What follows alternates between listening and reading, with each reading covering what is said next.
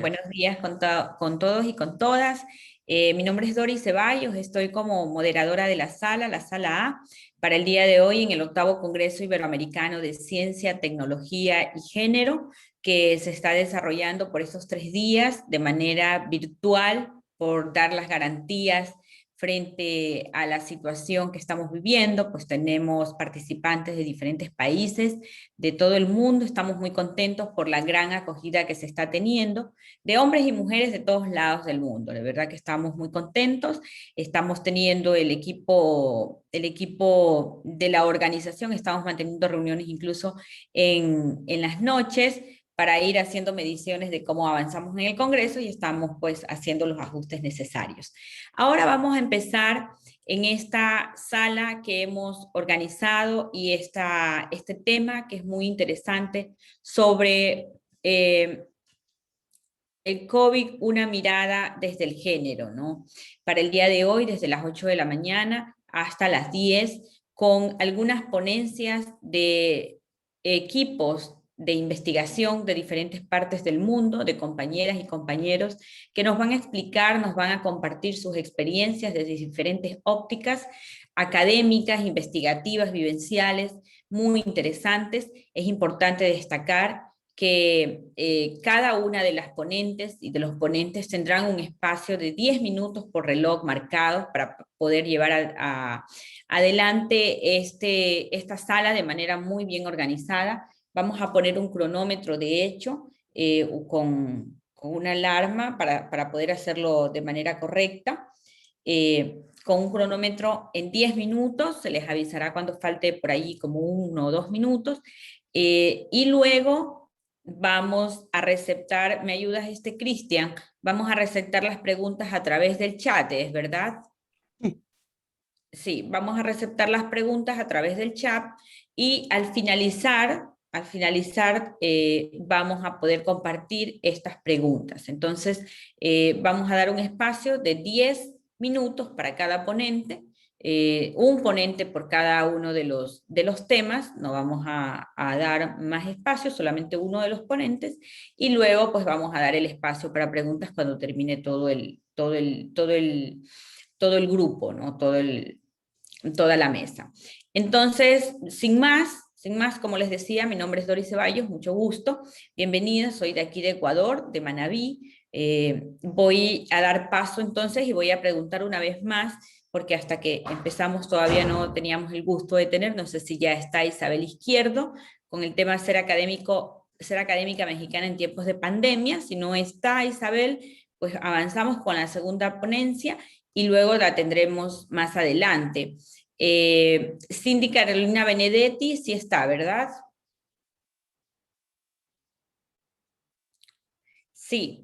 Cindy, vamos a solicitarte que hagas un esfuerzo y trates de ir combinando con lo máximo que puedas en español, porque no tenemos a la mano traductor. Entonces, quisiéramos, porque ella está en Brasil y tiene en portugués su presentación. Entonces, sí quisiéramos que vayas, por favor, tratando Tienes 10 minutos, Cindy.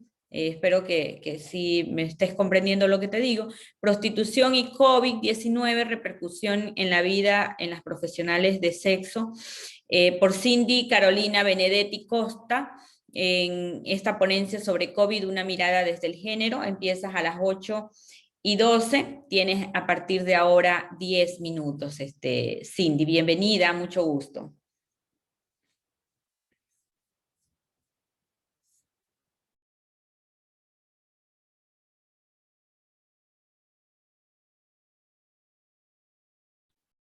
Olá, buenos dias. Quero pedir desculpa, né? Mas a apresentação ela está em português. Ela vai ser realizada em português, que é o idioma no qual eu consigo falar. Meu nome é Cindy. Eu sou assistente social aqui em Campinas, no município de Campinas, estado de São Paulo, no Brasil. O tema no qual eu pesquisei na graduação e continuo pesquisando no mestrado, eu sou mestranda em serviço social, é sobre a prostituição, né? Ainda mais esse momento no qual nós estamos vivendo, né? A questão da pandemia. Então, essa pesquisa ela é relacionada à prostituição e o Covid-19. Só para contextualizar, aqui no Brasil, nós temos uma sociedade que ela é pautada no sexismo, no racismo e de uma forma heteronormativa, onde a mulher, o homem tem o domínio sobre a mulher, a questão de raça, a questão de classe, ela também é muito ressaltante no nosso país, né? Para contextualizar em relação à questão da prostituição e trabalho no Brasil, nós temos 4 tentativas de regulamentação. A prostituição ela não é proibida, ela é legalizada, mas ela não é regulamentada. Então, a gente tem 4 projetos de lei para a possibilidade de regulamentação da profissão, né? Ele iniciou em 1997, a primeira tentativa, e hoje, desde 2012, nós temos um projeto que está em andamento.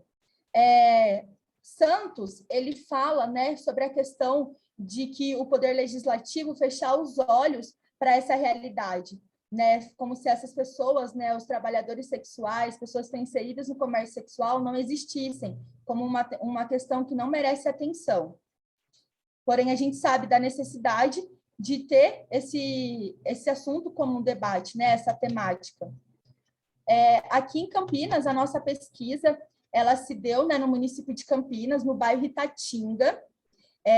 A criação do território, ela se deu em 1967, estrategicamente criada pelo poder público, com o objetivo de concentrar todas as realidades ligadas à prostituição em um único espaço, garantindo que o zoneamento fique fora do perímetro urbano. Existem outros pontos de prostituição aqui em Campinas, porém a maior parte dos profissionais de sexo se encontram nesse território, que é o Itatinga. Helene, né, na sua pesquisa, aponta que o Itatinga ele é considerado uma das maiores zonas de prostituição da América Latina, a céu aberto. E após 54 anos de existência do bairro, ele se tornou um mundo paralelo, porque hoje ele tem todo o comércio, ele tem todos os serviços que são necessários, não é um bairro exclusivo para a prática do comércio sexual, mas ele é um bairro também que é residencial, mas a questão do comércio sexual é a maior abrangente dentro do território. Aqui no Brasil, a gente tem duas discussões que são pautadas pelos movimentos feministas relacionadas à questão de trabalho e da regulamentação da profissão. O feminismo liberal, ele defende a regulamentação, tendo em vista que a profissional de sexo ela executa um trabalho assim como qualquer outro, né? E que a venda do seu corpo ela é um empoderamento feminino, né? Basicamente, eles apontam isso. O feminismo radical ele já segue a linha do abolicionismo, onde entende que a mulher ela está numa situação de vitimização, onde a mulher ela está sofrendo violências, né? Então são essas duas dicotomias, esses dois polos que a gente tem em debate no Brasil. E a gente tem como premissa nesse trabalho, na pesquisa, que o exercício da prostituição ela é reconhecida como trabalho, porque ela é uma profissão que se dá na base da troca de favores sexuais por dinheiro. E é de moralismo superficial a gente pensar e negar o direito, né, o acesso a direitos básicos, acesso aos direitos fundamentais às profissionais do sexo. Né? A sociedade estigmatiza, tem o preconceito, mas é a mesma sociedade que consome a prostituição. Souza e Carvalho eles apontam que a relação estabelecida na prostituição é marcada por opressão e violência, onde o Estado, os cafetões e os próprios consumidores legitimizam essa violência, justificado como consequência do trabalho.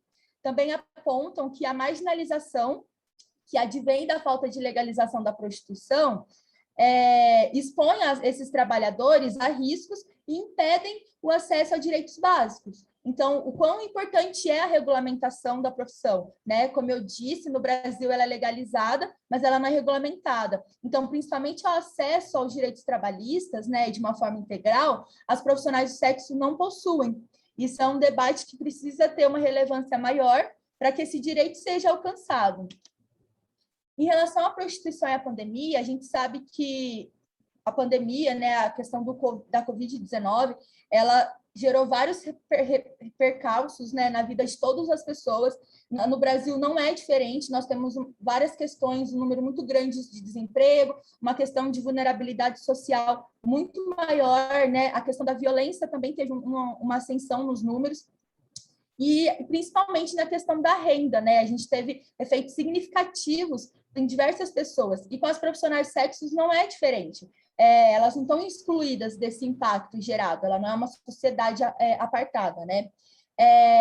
Uma das consequências é o número de clientes diminuiu, o que consecutivamente acontece diminuição da renda, né? E também o grande risco de contaminação, porque no exercício da profissão, o distanciamento social, a questão de uso de máscaras, ela se torna um pouco impossibilitada, tendo em vista que faz parte do trabalho o contato com o outro, né? E muitas vezes, né, devido à rotina de trabalho, o estigma, o preconceito existente com a prostituição, essas mulheres, né, as pessoas que estão inseridas no comércio sexual, se distanciam do serviço de saúde, então muitas vezes não buscando o auxílio e a atenção necessária. Defende-se aqui, né, um contexto de uma saúde pública que reconheça a natureza emergente e mutável do trabalho sexual, frente aos desastres e os contextos de crise, que significa programas e políticas públicas, sociais, apropriados para esse grupo populacional, o que a regulamentação da profissão traria um olhar maior especificamente nesses momentos, né? Nós não esperamos que uma pandemia aconteça, assim como nós não esperamos a pandemia que nós estamos vivendo, só que a profissional de sexo ela também tem que estar respaldada, assim como outros profissionais, né? A questão da prostituição no município de Campinas, ela não teve um interrompimento, o exercício profissional ele continuou, apesar da pandemia, então isso potencializa a questão da violência contra a mulher, que o Estado não tem esse olhar, né, para essa categoria profissional. Peço desculpas se eu falei rápido e não deu para compreender devido ao português, mas esses são os meus contatos, meu e-mail e meu celular. Se vocês se sentirem à vontade, podem entrar em contato. Estou disponível para tirar dúvidas e, quem sabe, pensar em outras pesquisas futuras, né? Muito obrigada, agradeço a todos e a todas pela participação. Até mais.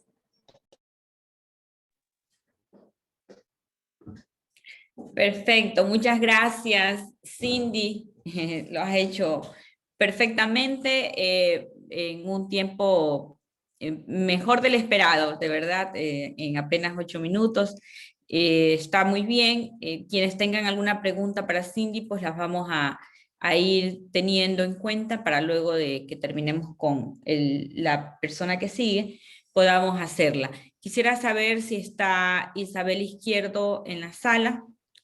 Cristian, ¿me confirma? Doris, en vez de Isabel, va a hablar Olga Nelly. Ya está con los permisos. Olga Nelly Estrada. Está, sí. Hola, Olga, ¿cómo está? Buenos días, mucho gusto. De Monterrey, México. Perfecto. Ser académica mexicana en tiempos de pandemia. Mucho gusto, Olga Nelly. A partir de ahora tiene 10 minutos para presentar la ponencia que está realizada por usted y por Isabel Izquierdo. ¿Nos avisa si está lista? Sí, ¿puedo compartir pantalla? Claro. Ok, voy a compartir pantalla. Y voy a colocar aquí mi ponencia. ¿Se ve? Ahora está iniciando. Muy bien, perfecto. Muchísimas gracias. Y pues aquí estamos presentando esta ponencia de académicas mexicanas en tiempos de pandemia. Pues como todos sabemos, ¿verdad? A nivel planetario, pues se suspendieron clases presenciales en las escuelas. México no fue la excepción desde marzo del 2020. Y tal como se anunció desde la UNESCO, de la noche a la mañana, pues se pasó de una modalidad presencial a la docencia, a lo virtual. Lo anterior implicó pues un cambio drástico en la vida de todas y de todos, ¿verdad? Sobre todo de las mujeres.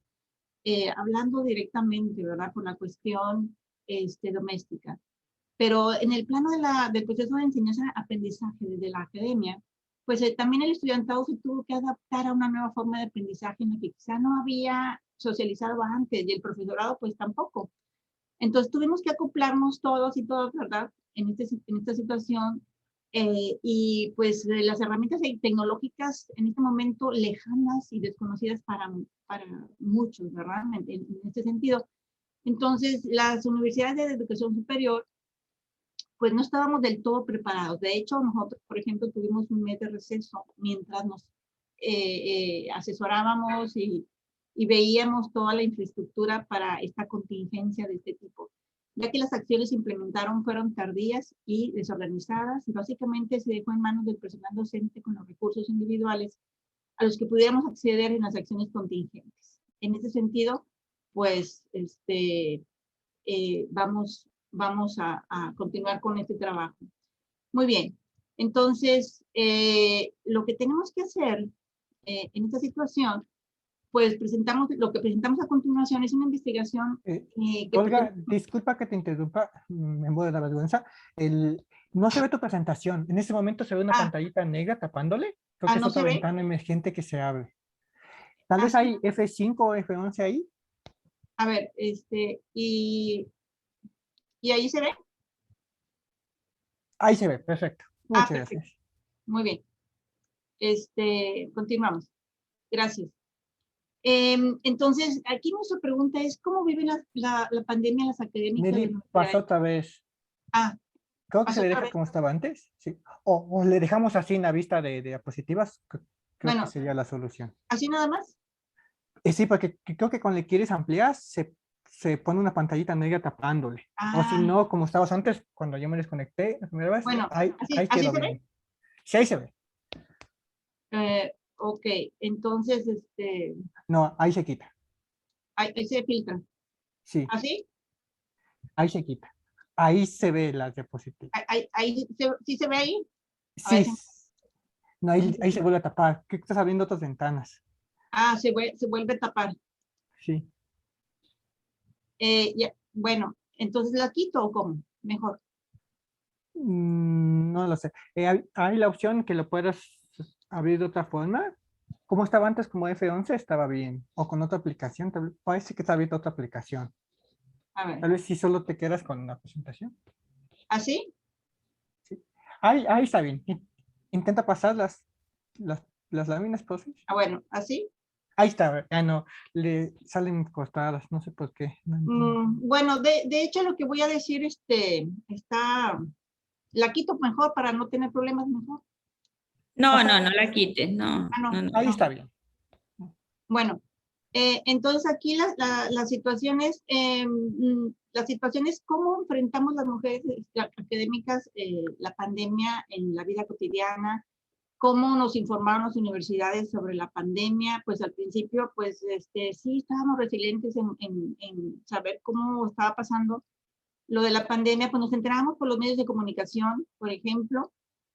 Las autoridades como que querían y no querían decirnos, pues la verdad, a lo mejor para no asustarnos y no asustar tampoco al estudiantado, sobre todo. Había mucha incertidumbre. Yo creo que esta fue una situación de muchas dudas. Nos enterábamos por personas que tenemos contactos en el extranjero de que sí venía muy fuerte. Entonces, en ese sentido, pues los medios de comunicación nos informaban de una manera, los directivos de otra, y había esa situación de incertidumbre, ¿no? Entonces, la cuestión fue que tuvimos que reorganizarnos, nos salimos de las universidades para irnos a las casas y tuvimos que reorganizarnos. En las casas tuvimos que adaptarnos, la tecnología, no había internet, hubo problemas de clima, etcétera. Y en esta situación, pues tuvimos que distribuir, ¿verdad?, los acontecimientos de los espacios. El trabajo doméstico se interpuso con la familiar, lo académico, los niños, los académicos tenían todavía algunos niños pequeños, fue todavía más drástico. Algunos se enfermaron dentro de las familias y tenían que estar atendiendo a las personas enfermas, dando clase, se iba al internet. En algunas localidades de la región de México hubo un clima espantoso, por semanas no tuvieron ese acceso tecnológico, y nos comentaban que fue una cuestión pues de salud física y emocional terrible. Y en ese sentido, nuestro trabajo se enfoca también en esta situación, cómo nos desarrollamos las mujeres en esta situación tan problemática. Salimos adelante a pesar de todo. Algunas personas pues se apoyaron en sus hijos, adolescentes, para que les dieran pues rápido la cuestión tecnológica, porque algunas ya eran mayores de edad, es decir, pasando los 60 años, que todavía están en la academia, pues desarrollando sus actividades. Contrataron personal para que les dieran directamente esa tecnología para desempeñarse. Es decir, buscaron muchas formas, muchos instrumentos para salir adelante y darle lo mejor a los estudiantes, porque también el estudiantado pues tenían problemas, no sabían si conectarse, si prender la cámara, si no creían del todo.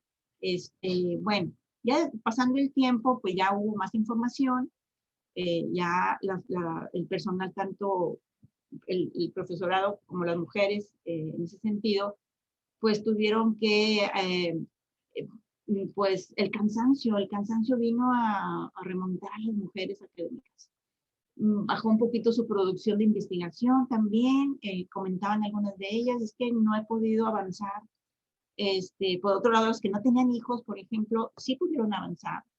Dijeron, bueno, es que ahora sí me quedé encerrada, no pude salir, pues tuve que hacer más trabajo. Bueno, esas diferencias también que en algunas mujeres sí se desarrollaron, ¿verdad? En ese sentido, pues vimos muchas problemáticas. Y en ese entonces, la falta de acceso al Internet fue una constante, o bien porque no contaban con ello. Entonces, o porque las zonas en donde vivían el acceso es limitado, existían problemas de conexión permanente, lo que les implicó no solo tensiones para resolver y atender su trabajo académico, también les generó gastos, ¿sí? Aquí yo puedo señalar algo, que las universidades no nos aumentaron ningún presupuesto para esto. Pero en la iniciativa privada, por ejemplo, yo tengo casos de que las iniciativas privadas, por ejemplo, les está dando por el Internet, inclusive un extra. Entonces aquí deberíamos de tener en cuenta de que ojalá las autoridades reconocieran esta situación, ¿verdad? Otras problemáticas aparecieron o se acentuaron en los espacios residenciales. Se transformaron casi de manera inmediata, ¿verdad? De oficinas a aulas, laboratorios, etcétera. Muchas maestras hicieron lo propio, pusieron de su dinero, compraron material, pizarrón, etcétera, para la atención del estudiantado, y el estudiantado lo apreció. Eso es muy, muy importante.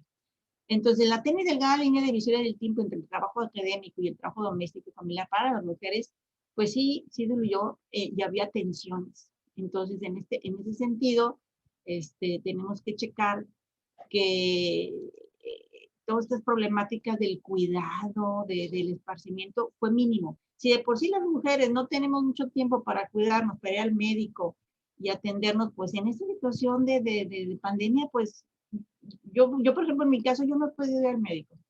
Y iba de perdido una vez al año y ahorita hasta la fecha no.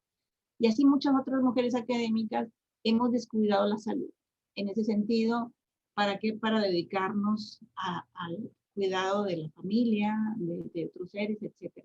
Entonces, las tensiones que provoca la superposición del trabajo doméstico, familiar y el académico, y estas desigualdades que las hemos teniendo, pues nos hacen más vulnerables, por lo que atravesamos de las académicas mexicanas. Y esto repercute pues directamente en la salud mental, en la física, y pues lejos de resolverse, pues todavía no vemos una luz en el camino, ¿verdad? Entonces sí se agrava en tiempos de pandemia, pero tenemos que seguir adelante, buscar nuevos apoyos, redes, etcétera, y que las autoridades pues vean todas estas situaciones, porque ahora que se dice que hay que regresar, ahora sí a las clases presenciales, pues vamos a ver qué pasa más adelante, ahora el próximo mes que tenemos aquí en México.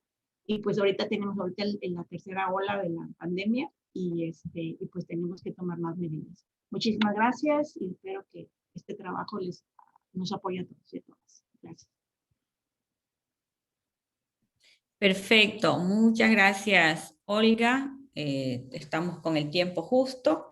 Muchísimas gracias. Interesante, yo creo que lo que lo que vive la mujer mexicana básicamente pues son las realidades comunes de las mujeres alrededor del mundo, las mujeres en Iberoamérica, frente al COVID, las mujeres académicas, la mujer ejecutiva, son las mismas realidades de la dedicación que hemos tenido que tener, el compartir esto del trabajo, la casa, los hijos, la familia, también todos los roles sociales, el ser hija, el tener que atender a veces a los adultos mayores, a la familia, tener que haber perdido familiares o atender familias con el COVID en algunos de los casos, familias en casa, bueno, o haber tenido que padecer la enfermedad en los peores de los casos. En todo caso, pues ya lo veremos en adelante, en el momento en que nos corresponda las preguntas al final. Vamos ahora a pasar a la tercera ponencia de la mañana, en este bloque del COVID, una mirada desde el género. Está Janet Gabriela García, emociones ante la pandemia de COVID-19, experiencia desde las sexualidades juveniles. Janet, tienes desde ahora 10 minutos, igual que el resto de las compañeras, para que puedas exponer tu trabajo.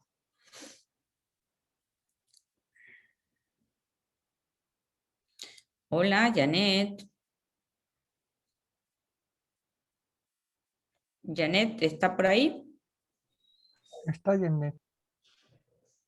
Janet, parece que se te congeló la pantalla por prender la cámara. Tal vez si hacemos sin cámara.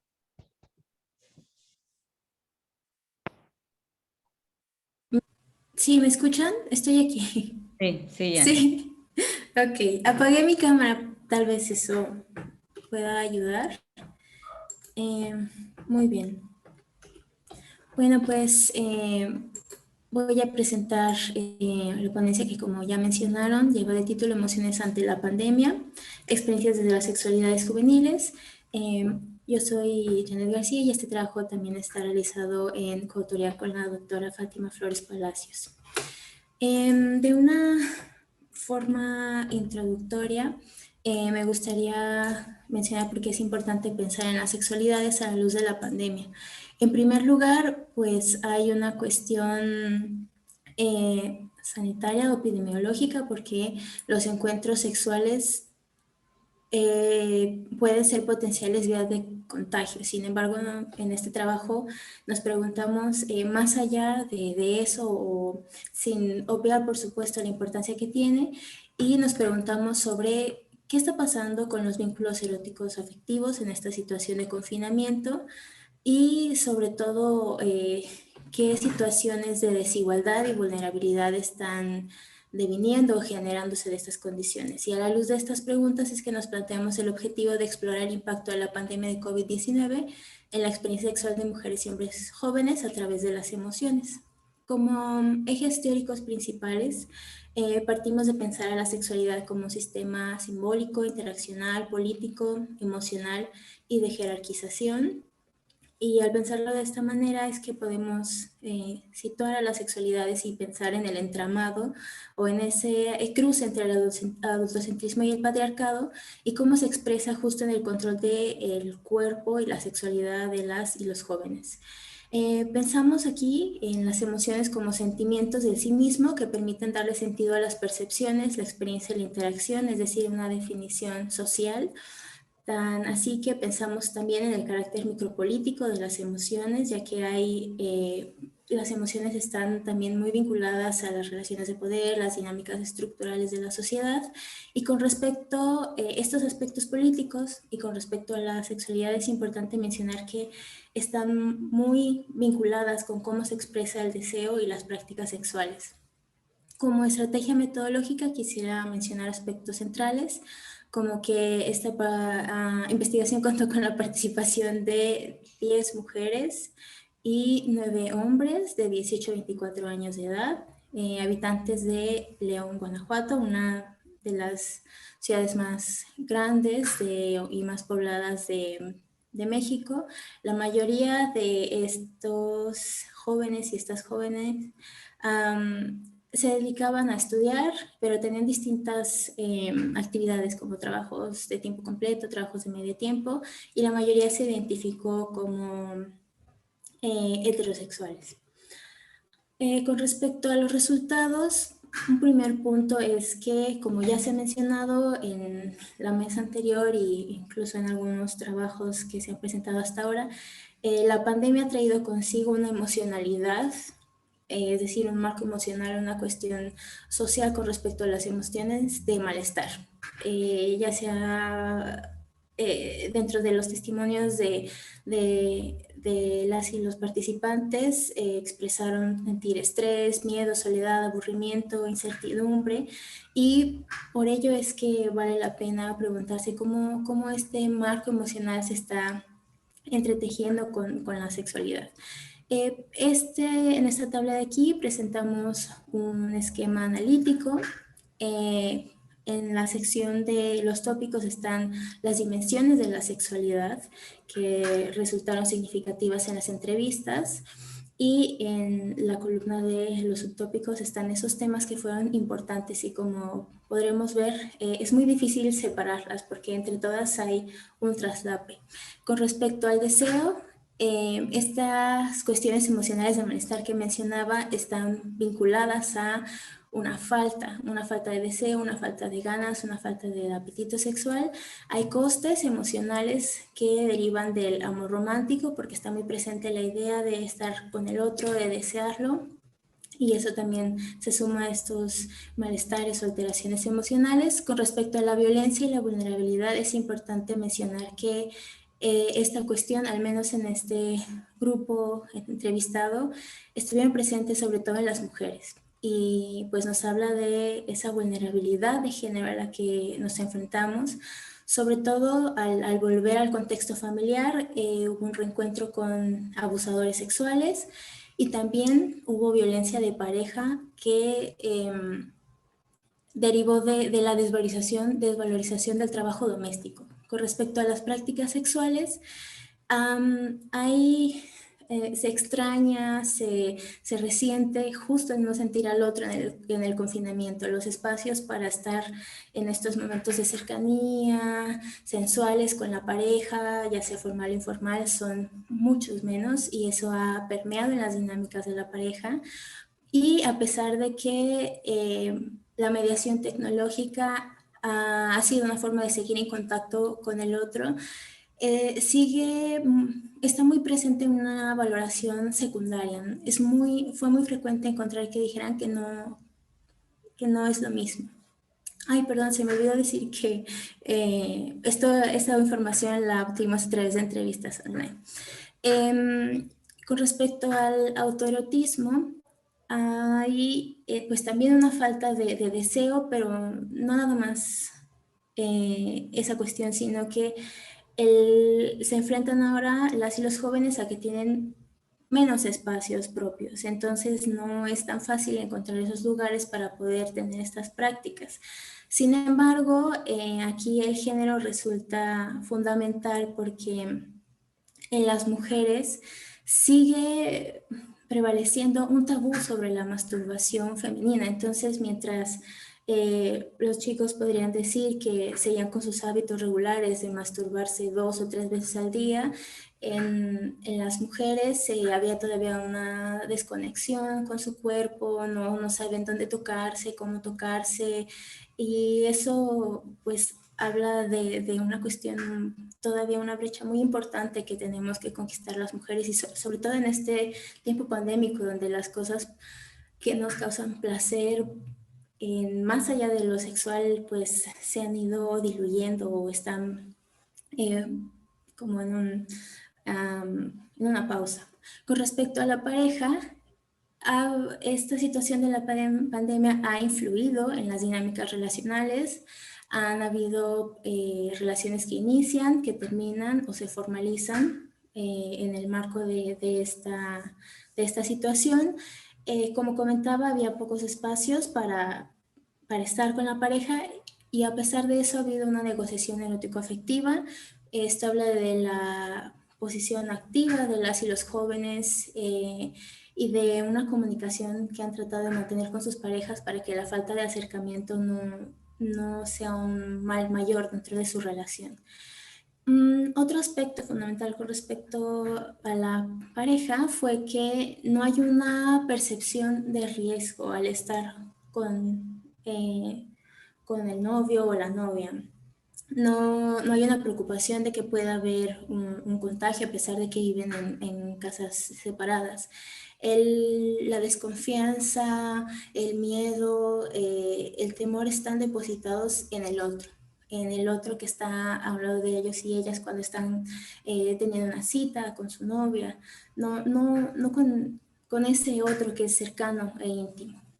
En la última dimensión, la intimidad, derivado de que hay continuamente alguien en casa, hay una sensación de invasión al espacio personal y a pesar de eso, en una minoría de las y los jóvenes que fueron entrevistados, encontramos nuevas vetas de intimidad y erotismo.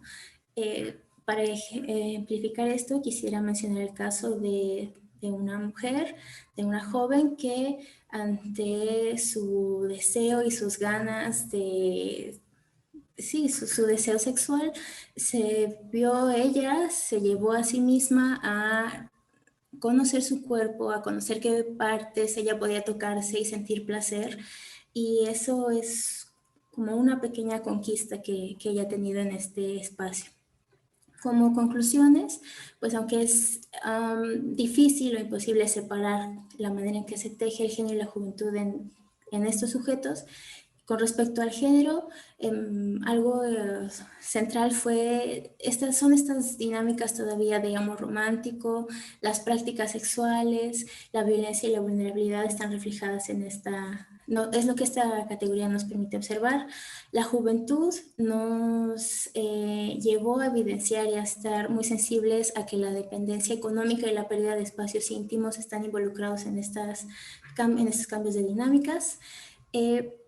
Lo que podemos ver a través de estos resultados es una pequeña ventana hacia el manejo de la pandemia desde lo íntimo y lo privado, donde las emociones y las interacciones están a flor de piel y son la parte central del cotidiano. Y por último, proponemos que es importante pensar en la pandemia como una coyuntura sociosexual, no solo por todas las posibles consecuencias o no que podrá tener, sino porque también ha sido una coyuntura justo que nos está permitiendo deconstruir y reconstruir las sexualidades y también pensar y repensar el placer. Y eso es todo. Muchas gracias. Perfecto, Janet. Muchas gracias a usted. Perfecto, estamos receptando las preguntas aquí a través del chat, ya tenemos algunas. Es importante manifestarles también que al final de todas las intervenciones y de la jornada estaremos pasando a través del chat también el registro de asistencia, así que para la emisión de los certificados es importante que ustedes estén hasta el final para poder hacer el registro de la asistencia. En este momento vamos a dar paso. Muchas gracias, Janet, felicitaciones, importantísima la ponencia también, al igual que todas las anteriores y todas las que vienen. Vamos al estudio comparativo de los efectos psicológicos entre enfermeros y enfermeras en México durante la pandemia. Nadia Janet Cortés, ¿está? Sí, aquí estoy.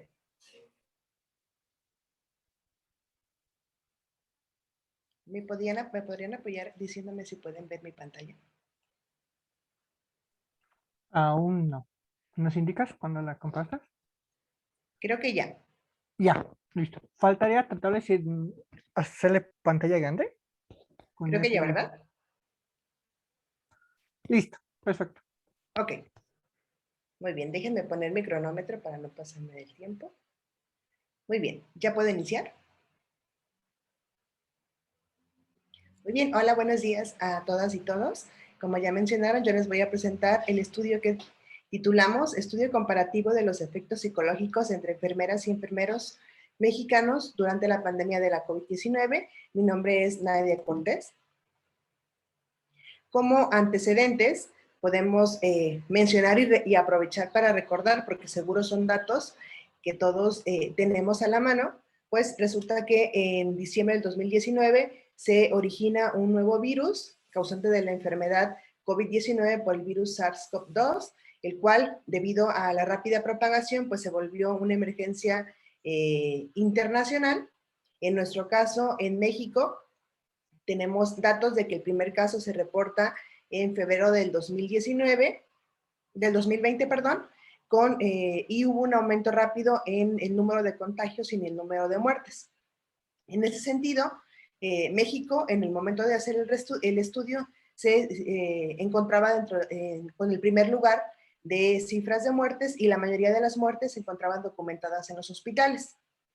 Por lo tanto, pues este número de contagios era igualitario al número de camas que se ocupaban en ese momento en los hospitales, por lo que el personal de enfermería, tanto enfermeros como enfermeras, se encontraban trabajando bajo una enorme presión, siempre mostrando el compromiso y la compasión que caracteriza al personal de enfermería.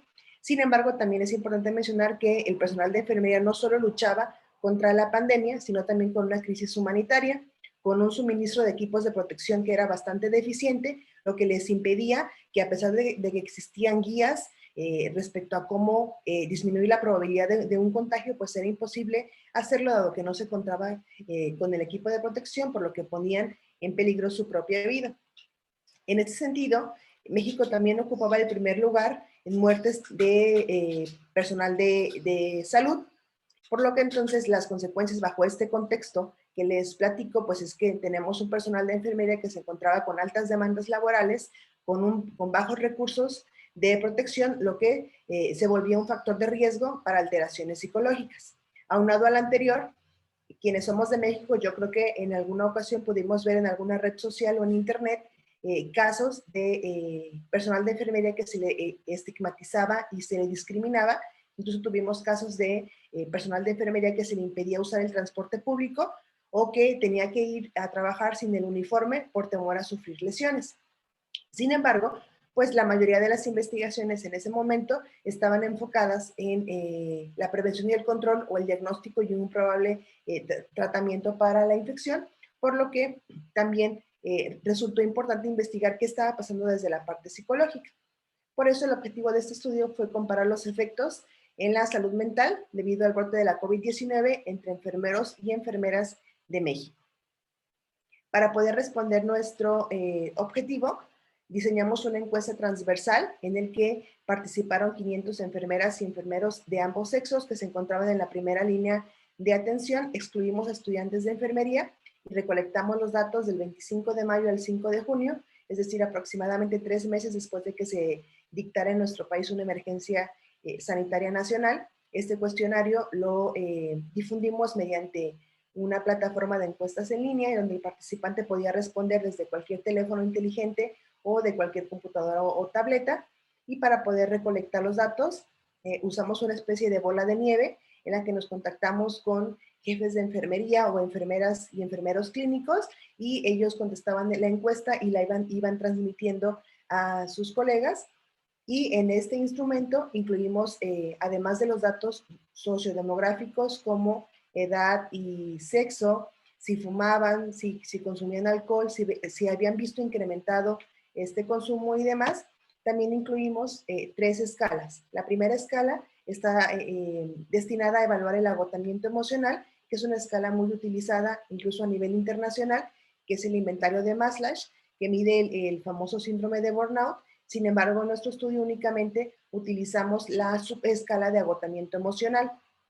La segunda escala que incluimos fue destinada a evaluar la angustia traumática mediante la escala del ISR, que esta escala tiene una particularidad: nos permite situar al participante en un evento en específico. Es decir, en este caso las preguntas sí decían ante la pandemia de la COVID-19 y la serie de preguntas, es decir, se preguntaba sobre un evento en específico. Y la última escala fue la angustia psicológica, que la medimos mediante la escala de Kessler. ¿Qué fue lo que encontramos en nuestro estudio respecto al agotamiento emocional?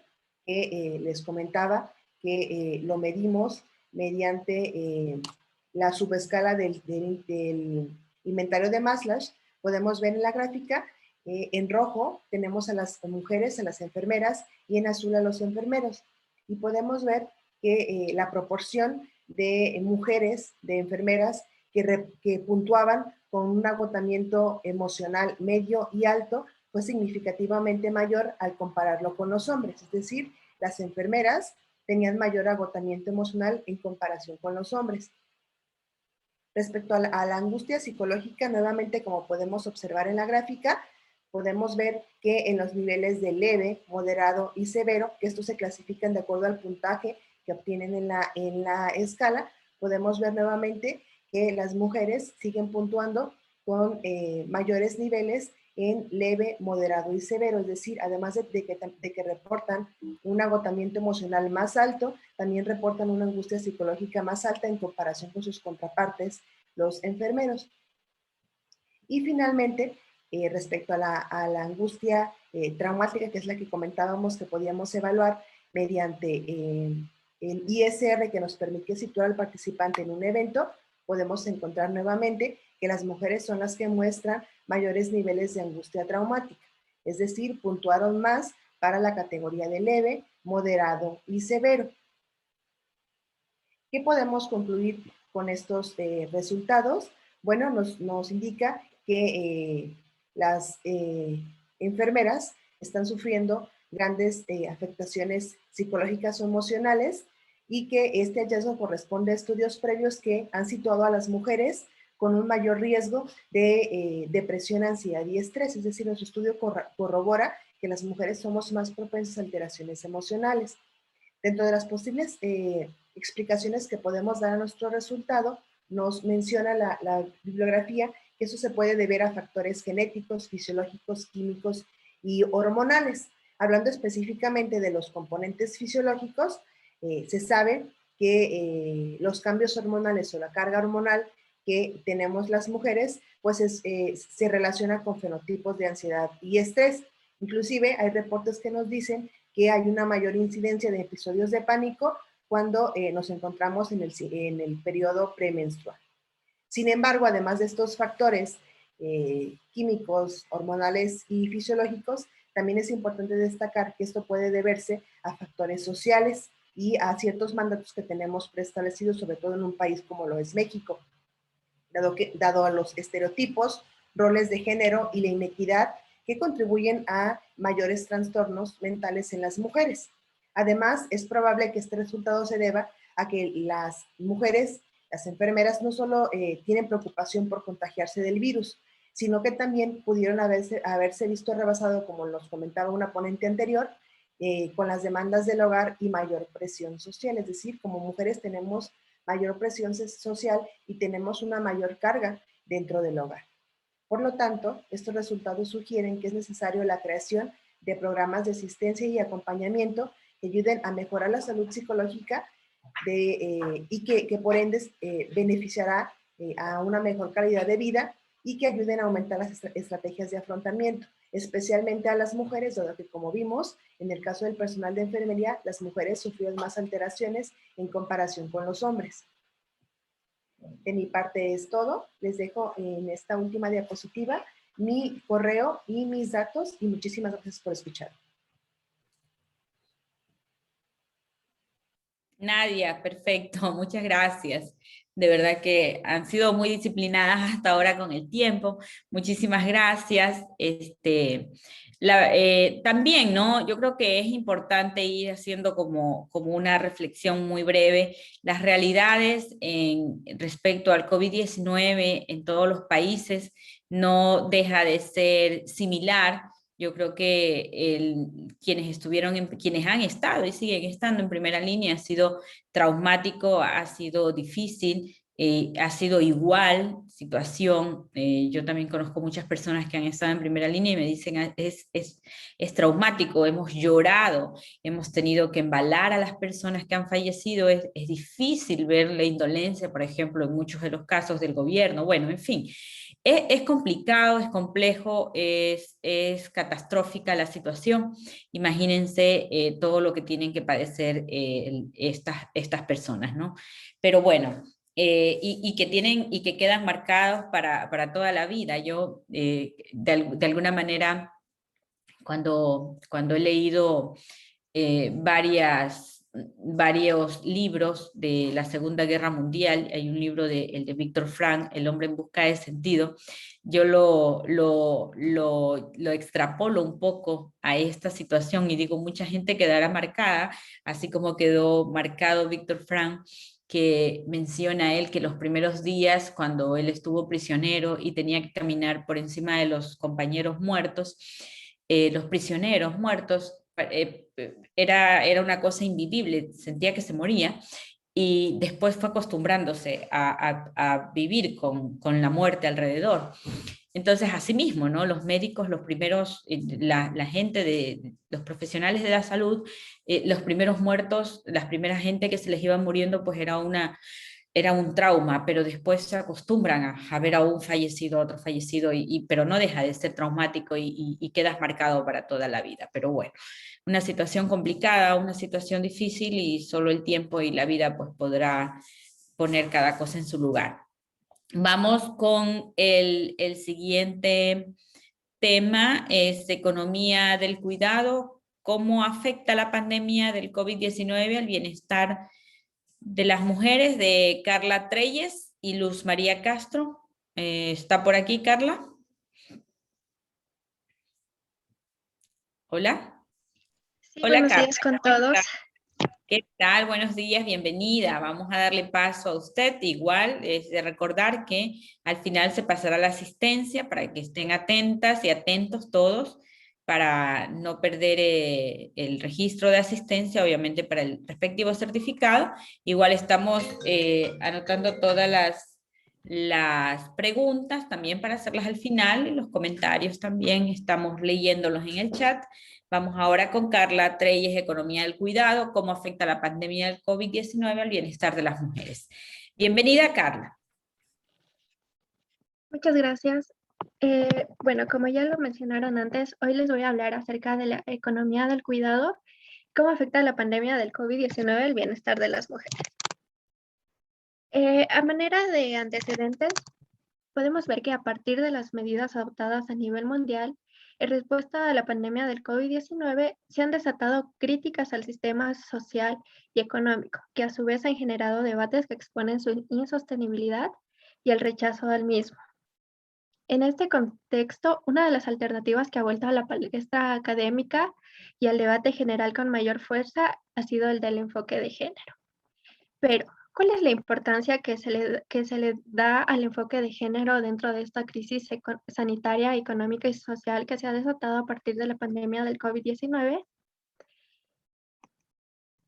Si bien es cierto, la crisis del coronavirus ha aumentado la carga asociada al trabajo de cuidado, el cual es realizado en mayor medida por mujeres y que actualmente se ha incrementado debido a las medidas que han puesto los gobiernos de diferentes países para enfrentar esta pandemia, como por ejemplo es el cierre de las escuelas, el teletrabajo, la cuarentena y el mayor número de personas que requiere cuidados especiales, entre otras medidas. Lo que conlleva a la importancia de aplicar este enfoque de género, debido a la distribución desigual de actividades no remuneradas entre hombres y mujeres y al aumento de la carga laboral que han tenido que enfrentar las mujeres debido a la conciliación que deben hacer entre el trabajo dentro del mercado laboral y el trabajo dentro del hogar. Lo que a su vez se traduce en la disminución del acceso de las mujeres a participar en el mercado laboral y además eterniza la baja valorización social dada a los trabajos relacionados con el cuidado familiar dentro del hogar. Desde varios puntos se puede identificar las inequidades que incrementan la vulnerabilidad de las mujeres ante la crisis originada por la pandemia, ya que las mujeres desempeñan con mayor frecuencia el servicio de cuidado en todo el mundo.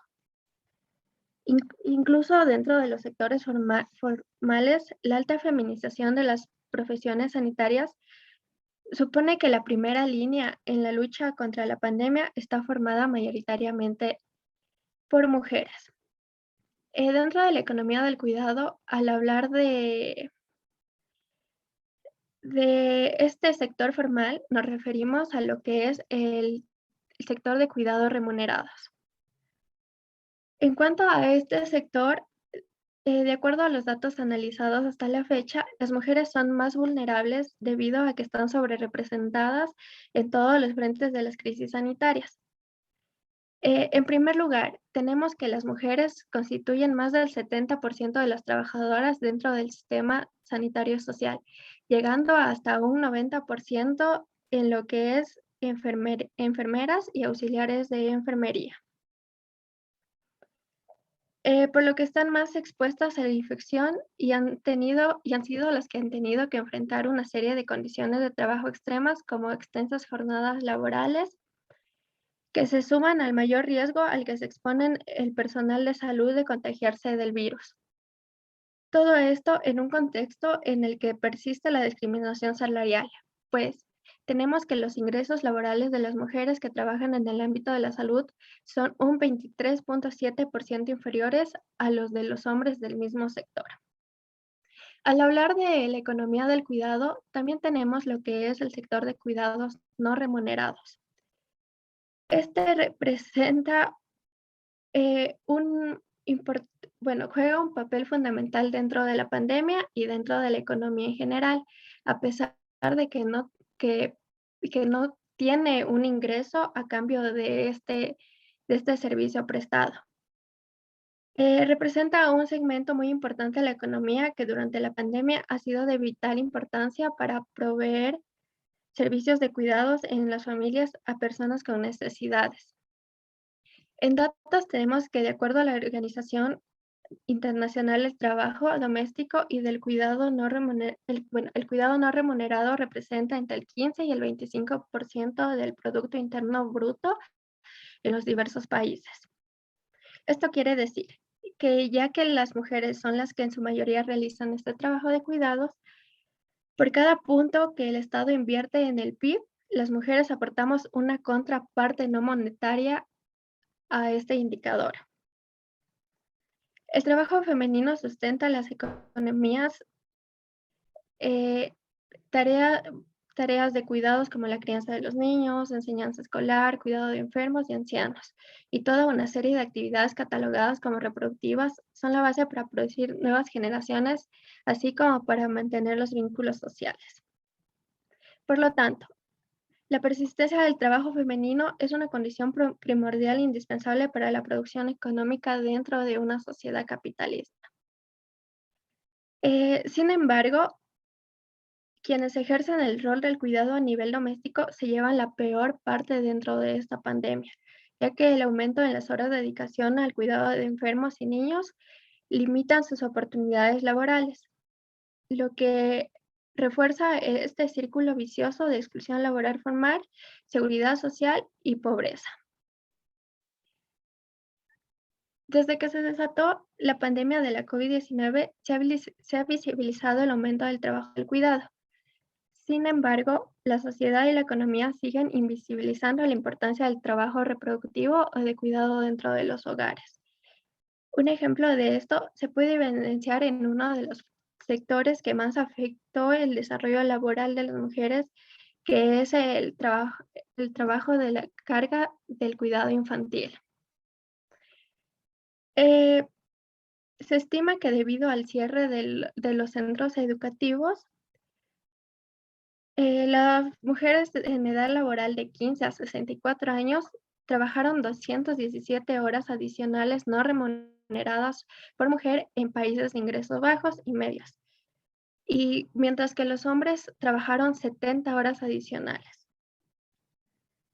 A nivel mundial, incluidos los países de ingresos altos, se estima que los cierres de escuelas y preescolares crearon la necesidad de 672.000 millones de horas adicionales de cuidado infantil no remunerado. Esta carga de cuidado significó que, pudo haber sido uno de los factores detrás de la caída desproporcionada en el empleo de mujeres y en el cierre de empresas de propiedad de mujeres durante la pandemia. Otra de las afectaciones de las mujeres en esta pandemia fue la idealización y romantización pregonada del eslogan "Quédate en casa", el cual no considera la exigencia, las tensiones y la carga de trabajo de cuidados que pesa sobre las mujeres, que se les exige dar respuestas a las necesidades de hijos, parejas, adultos mayores y otras personas dependientes en el hogar.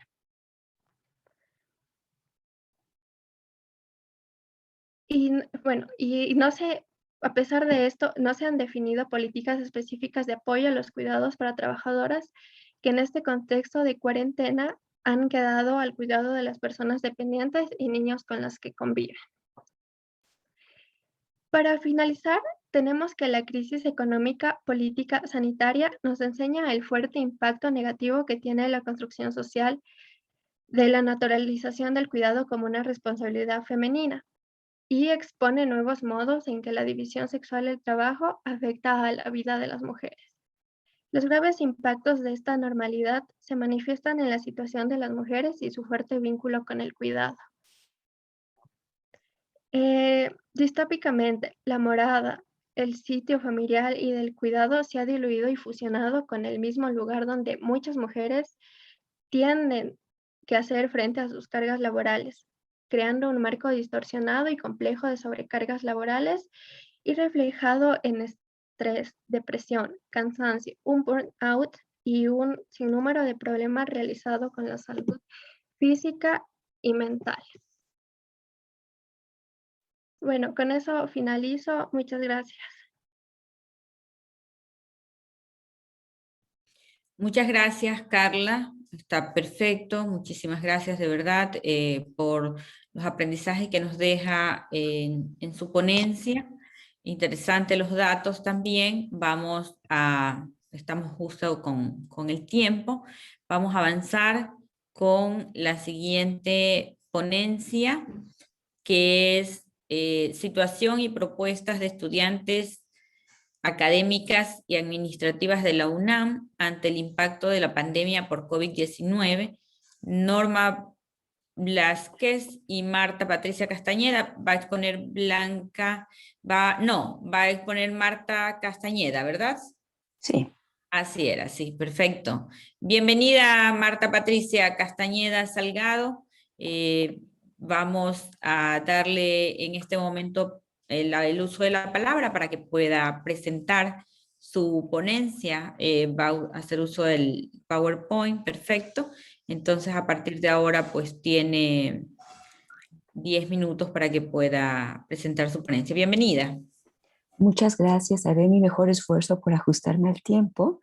Lo que compartimos con ustedes son los avances de este proyecto en donde abarcamos la experiencia y la situación que han vivido mujeres universitarias, particularmente estudiantes académicas y administrativas de la Universidad Nacional Autónoma de México, proyecto que tiene lugar en el marco de un proyecto mayor llamado Estrategias de Intervención Sociofamiliar y Comunitaria ante el impacto social de la pandemia de COVID desde la perspectiva de género en la Ciudad de México.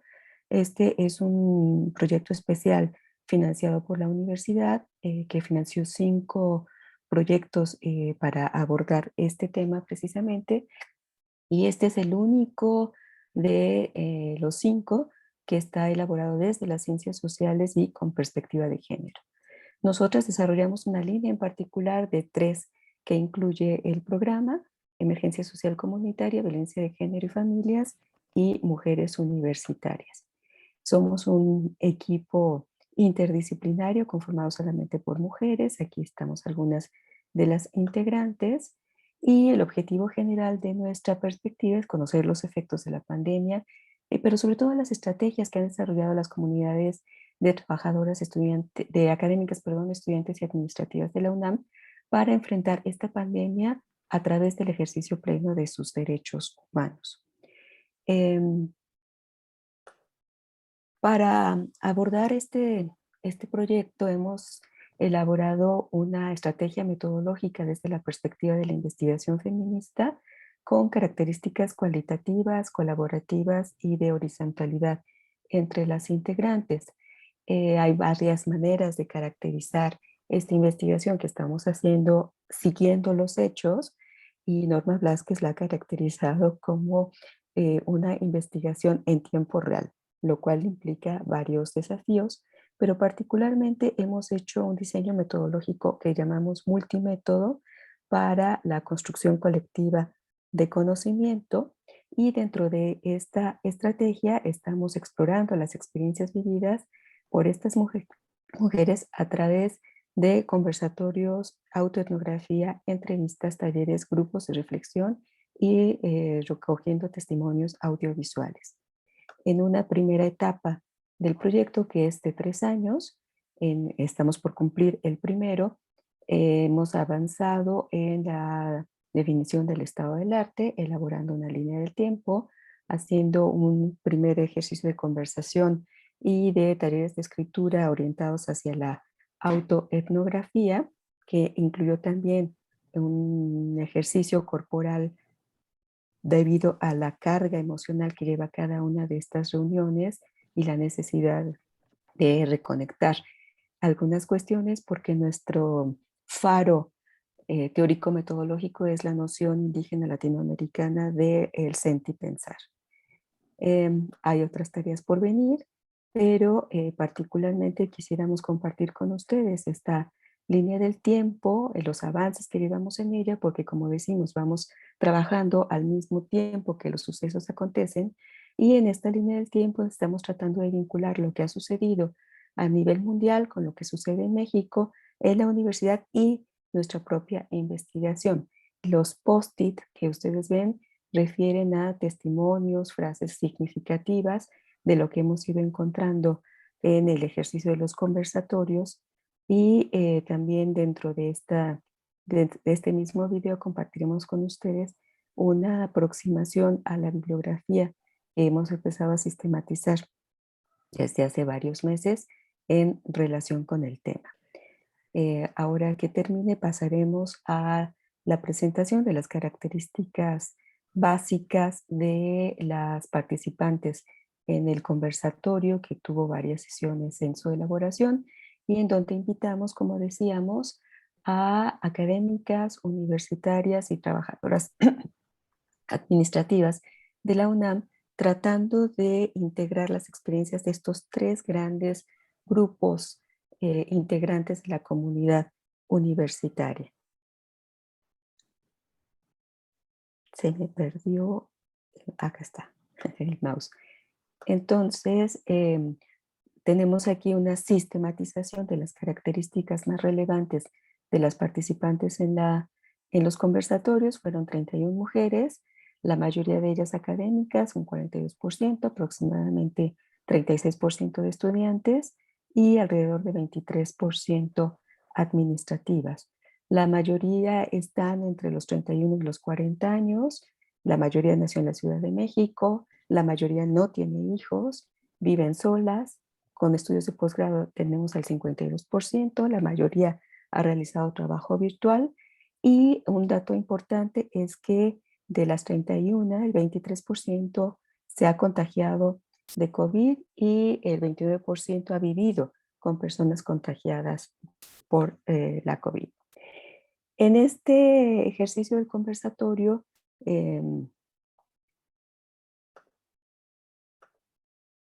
estamos implementando un análisis a través del MAX-QDA, que ha tenido que, como todo procedimiento, sistematizarse a través de un libro de códigos que está en permanente cambio conforme vamos avanzando en la recuperación de información y en el análisis, y solamente a manera de ejemplo cómo está organizándose la información que deriva del conversatorio, pues priorizando lo que tiene que ver con los sentires frente a la pandemia y algunos elementos muy importantes que tienen que ver con el reconocimiento de desigualdades, con los impactos en el trabajo, con los impactos en la salud, pero sobre todo con la importancia que tienen las redes para poder salir adelante en la crisis. Estos son solamente algunos ejemplos de cómo se organiza la información para compartir con ustedes, y como verán, pues las tendencias, las frecuencias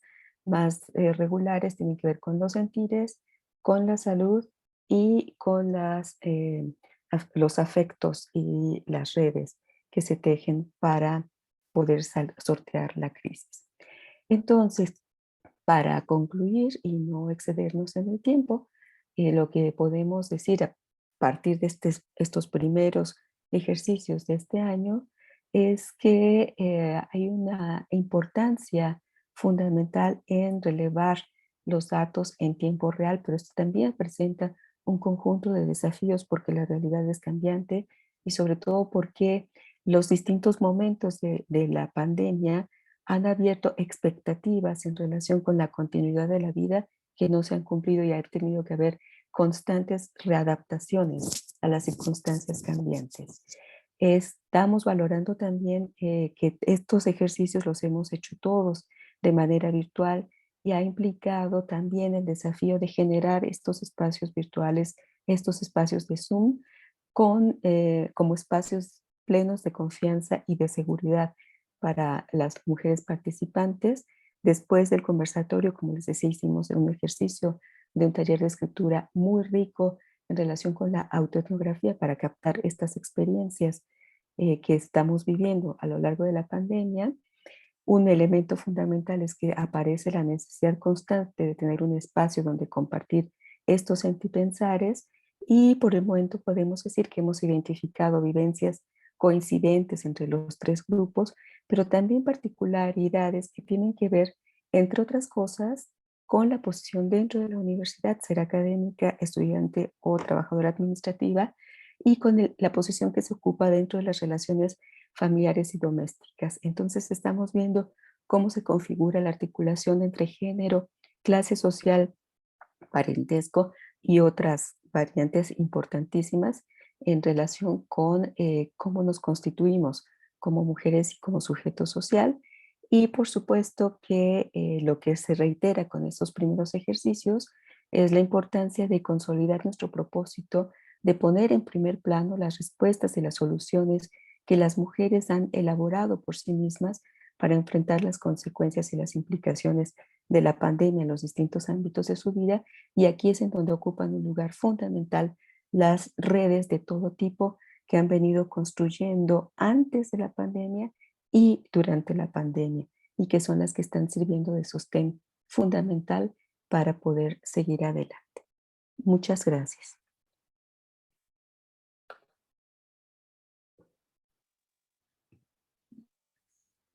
Muy bien, Marta. Muy bien, muchísimas gracias. Qué gusto escucharla y compartir, insisto, este mundo académico parecido en algunos aspectos en Iberoamérica, en algunas situaciones, en tiempos de pandemia. Ahora vamos a avanzar, por si acaso, respecto al tiempo que le preocupaba, estaba justo. Entonces no se preocupe. Vamos ahora a avanzar con, a ver quién nos toca ahora. Ya con la última, ¿ves? Estamos bien. Mujeres y docencias, desgaste emocional en tiempos de pandemia, Joana Mercedes Cabrera. ¿Vintimilla está?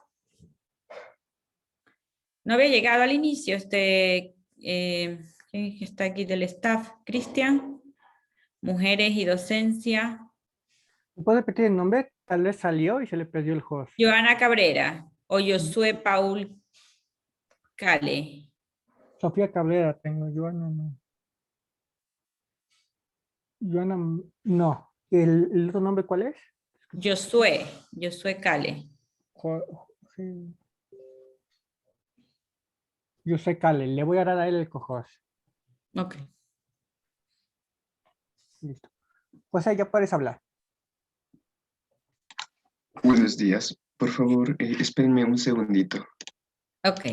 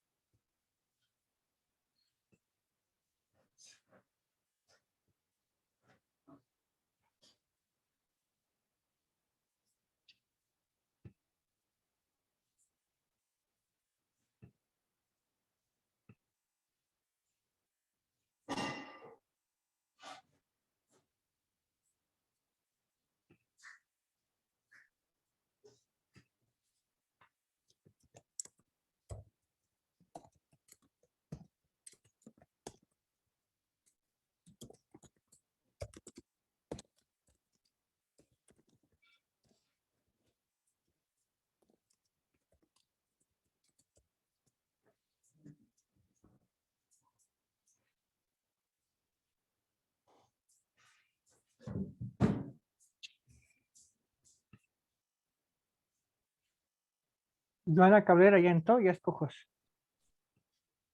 Buenos días, compañeros. Mil disculpas, he estado un poquito en la sala equivocada. Creo tuve un inconveniente. Buenos días con todos. Buen día, Joana. ¿Va a presentar? Sí. ¿Usted?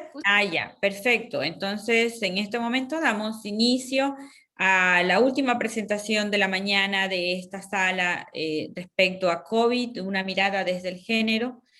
En esta mañana va a presentar justamente Mujeres y Docencia, Desgaste Emocional en Tiempos de Pandemia. Quien va a presentar es Joana Mercedes Cabrera Vintimilla, y un trabajo también realizado por Josué Calé Lituna. Bien, Joana, como ya sabemos, pues tiene 10 minutos para su presentación. A partir de ahora corre su tiempo. Bienvenida. Muy amable, gracias. Buenos días. Mil disculpas por la demora, más bien. Bueno, nosotros con Josué estamos realizando una investigación, les comentamos. Nosotros trabajamos en la Universidad Nacional de Educación en la ciudad de Azogues, perteneciente a la parroquia de Chuquipata. Les queremos hablar desde la parte de la docencia sobre las mujeres, docencia, desgaste emocional en tiempos de pandemia. Bueno, en la educación en el 2020-2021, como ha sido a nivel internacional, mundial, mejor dicho, la parte de la pandemia provocó que todos nosotros recibamos las clases virtuales, ¿sí? Por esta parte del confinamiento, ¿sí? No es una situación solo a nivel del Ecuador, sino a nivel mundial, como lo habíamos visto. Algo que sucedió aquí en el Ecuador, el COE Nacional, que es el Comité de Operaciones de Emergencias, decretó el 16 de marzo del 2020 que las clases, la parte del hacinamiento, ¿sí? Por largo tiempo estuvimos aquí en el Ecuador, y algo importante, que las clases sean virtuales, ¿sí? El Ministerio del Ecuador solicitó un plan de contingencia a cada institución, a cada unidad educativa, a cada escuelita aquí en el Ecuador, que se cree un plan de contingencia para poder atender las necesidades de los niños y niñas desde la primera infancia hasta el bachillerato superior. ¿Y qué provocó esto? Bueno, provocó en las mujeres la desigualdad de género. Según la Organización Internacional del Trabajo 2020, el 76.2% de las horas de trabajo de las mujeres no son remuneradas, lastimosamente. Y en pandemia, esta cantidad o esta cifra se triplicó. ¿Qué pasó? Que habla la Secretaría General de la Organización de los Estados Americanos, que la sobrecarga del trabajo que realizan las mujeres explica la desigualdad de género por la parte de los roles de género, ¿sí? Creo que no solo consideramos que no solo en el Ecuador se da esta desigualdad, ya que a nivel mundial, además de que uno tiene que realizarse como persona, que realizar sus labores docentes, también tiene que cumplir con las labores que exige la parte social o la parte del hogar, ¿sí? Y para Rodríguez 2020, que considera que a las mujeres, además de la parte profesional, se le atribuye los cuidados del hogar, se le atribuye el cuidado de los niños, las acciones que según los roles de género se consideran como algo femenino, ¿sí? Por lo que se da la desigualdad de género. Esta pandemia o esta desigualdad de género, esta desigualdad de género, ¿qué ha causado? Problemas de salud en las docentes, ¿sí? Nosotros con Josué aplicamos el test del síndrome de burnout en algunas instituciones en la ciudad de Cuenca, y las docentes nos comentaban que tenían demasiadas afectaciones emocionales por la saturación, el exceso de trabajo, por la parte sincrónica y asincrónica. No es que las docentes se limitaban a cumplir sus clases, ¿sí? Sino también las docentes tenían que hacer diferentes actividades del hogar. El trabajar en horarios extenuantes de más de 8 horas comenzó a provocar, creo que la mayoría de personas que trabajamos en este campo de la docencia, dolores de cabeza, más conocidos como las cefaleas, el cansancio, las gastritis, la tortícolis. A pesar de que hagamos pausas activas, el exceso de tiempo frente al monitor, nos comentaban las docentes, que les saturaba y terminaban con unos problemas de columna horrible, además de que generaba un montón de estrés. El agotamiento laboral crea en las docentes situaciones limitantes que afectan a la parte psicosocial, ¿sí? Y más que nada, las docentes ya no pueden rendir con eficiencia las responsabilidades, tanto como están partidas tanto en la vida del hogar como en la vida docente. Decían que se generaba un estrés, las profes nos contaban mientras les aplicábamos el test y las entrevistas, nos decían que era demasiado estrés, que se sentían saturadas, que ellas preferían las clases presenciales porque ahí solo se limitaban a cumplir con sus horarios, pero que ahora existían demasiadas reuniones, no se respetaban los horarios de trabajo. Más bien, por ejemplo, en el Ecuador algo importante que pasó o algo significativo era que las salas, o mejor dicho, la parte del comedor ya no era comedor, sino ahí recibían la clase los niños, ¿sí? Las mamás, las profesoras o las docentes, mientras estaban trabajando en otra parte, los niños estaban atendiendo a clases, ahí mismo tenían que hacer las labores, el cocinar, ¿sí? Porque se siguen dando se sigue dando que la mujer tiene que estar en el hogar, que la mujer tiene que cuidar de los niños, ¿sí? Y bueno, algo importante, ¿cuáles son las implicaciones del trabajo que nos comentaban las docentes? Era que la carga excesiva tanto en la labor docente, nos habían comentado que dentro de sus obligaciones, ¿sí?, exigidas por el Ministerio de Educación, exigidas por la unidad educativa, a más de la familia, era el elaborar un análisis situacional de cada discente. Es decir, las profes en una etapa inicial, como llevamos 2 periodos de clases aquí en el Ecuador de manera virtual, las docentes consideraban que primero se hacía un diagnóstico situacional por cada niño. Por lo general aquí tenemos aulas con 35, 40 estudiantes, entonces era una sobrecarga llamar a todos los niños para ver si tienen conexión a internet, si no tienen conexión a internet, qué día pueden conectarse, qué horarios, ¿sí? Entonces es un trabajo extenuante. A más de eso, otra de las implicaciones eran las planificaciones de manera grupal y las de manera personalizada. Los niños o los estudiantes que podían conectarse de manera diaria recibían un tipo de planificación y se les adaptaba esa misma planificación o se les sumaba a los niños o estudiantes que podían solo ingresar a las clases virtuales los días viernes. Entonces, a la final eran 2 planificaciones y encima tenían que planificar para los niños que tienen necesidades educativas. Entonces estamos hablando de unas 3 planificaciones y depende de las necesidades educativas, también se realiza otro tipo de planificación. Entonces, a más de eso se suma que la elaboración del material didáctico, ¿sí?, para preparar clases, las profes por lo general de educación inicial de los primeros años, ellas por lo general tienen su espacio lleno de dibujitos, de material didáctico lúdico para que los niños puedan prestar atención a la clase. Además de eso, se suma también los informes semanales y mensuales que exige el Ministerio de Educación, como lo que es el portafolio, subir a la plataforma del Ministerio de Educación. Entonces, tenemos una sobrecarga en la parte. Y además de eso, las profesoras comentaban que se tienen que hacer evaluaciones de desempeño estudiantil, ¿sí? Entonces, las evaluaciones de desempeño estudiantil son para los niños con necesidades educativas especiales, para los niños que tienen un desarrollo considerado regular, para los niños que acceden solo una vez a la semana, entonces estamos hablando de una saturación, ¿sí?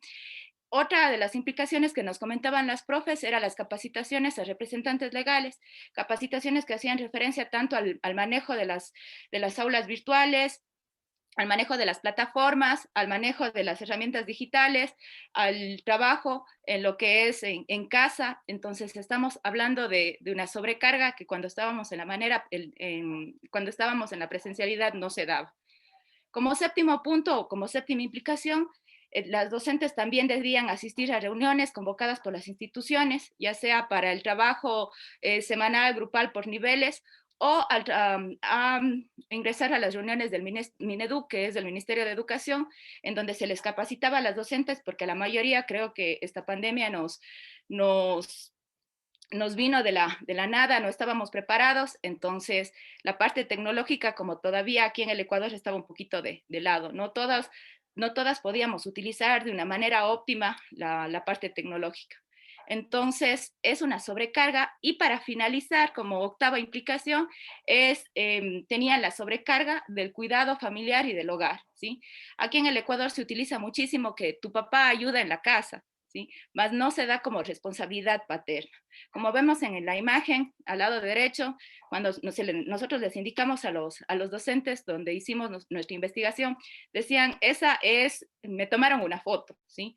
Por el hecho de que las mamás están en la computadora, las mujeres, perdón, están en las computadoras, las docentes, tienen que cuidar al bebé, encima tienen que realizar las labores del hogar. Entonces es una saturación que, a más de la parte psicológica, más de la parte física, agota a la mujer docente aquí en el Ecuador. Eso, compañeros, les agradezco muchísimo por este tiempo. Pido mil disculpas nuevamente por la demora. Y bueno, dejamos nuestros datos de contacto por si hay alguna persona interesada y ser partícipe de este proyecto. Muchísimas gracias por todo.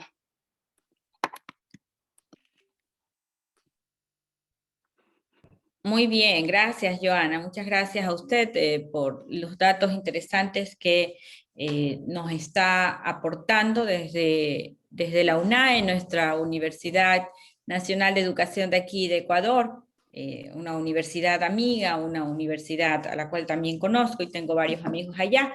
Un gusto conocerla.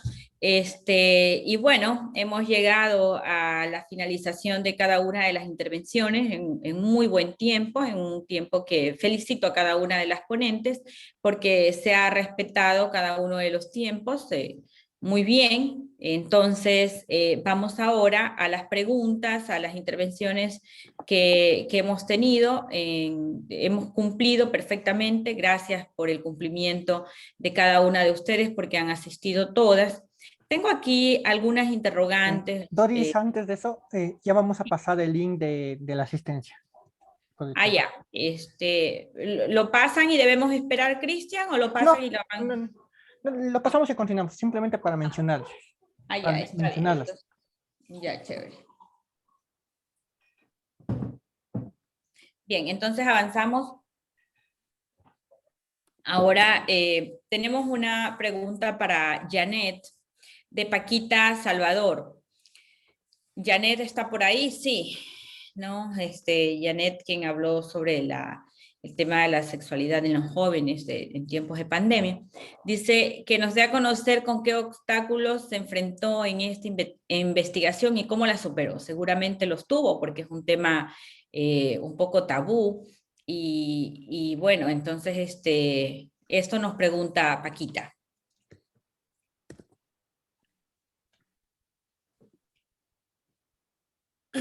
¿Vamos a contestar ahora o va a haber una ronda? ¿Ahora? No, ahora sí. Ok, perfecto.